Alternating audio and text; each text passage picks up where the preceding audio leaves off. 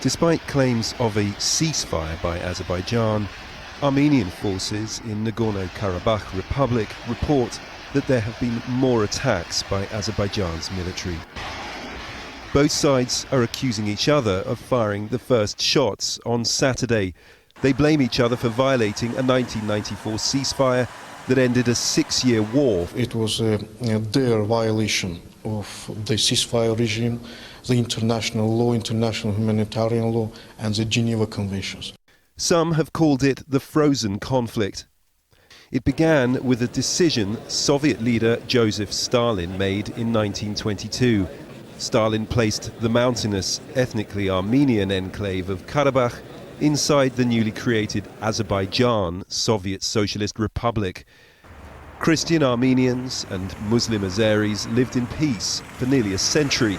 Then, in the late 1980s, when the USSR was breaking up, Armenians in Karabakh held a national referendum for independence from Azerbaijan and self-rule. But Azerbaijan said the region did not have the legal right and sent in its military to retake Karabakh.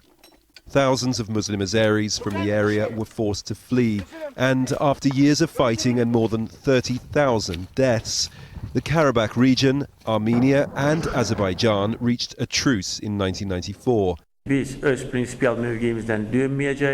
We are fighting on our own territory. If an Armenian soldier doesn't want to die, then let them get off Azerbaijani territory. The Nagorno Karabakh Republic is not recognized by the UN. Analysts believe the renewed skirmishes could lead to a greater regional war. The big question mark people worry about is it probably wouldn't stay confined to those two countries. There's a good possibility of Turkish intervention, and even more serious is a good possibility of Russian intervention if the fighting becomes an all-out war. The OSCE Minsk group, chaired by ambassadors from the US, Russia and France, has been trying to negotiate a peace deal for years now. The group will meet again on Tuesday in Vienna. Robin Forestier-Walker, Al Jazeera.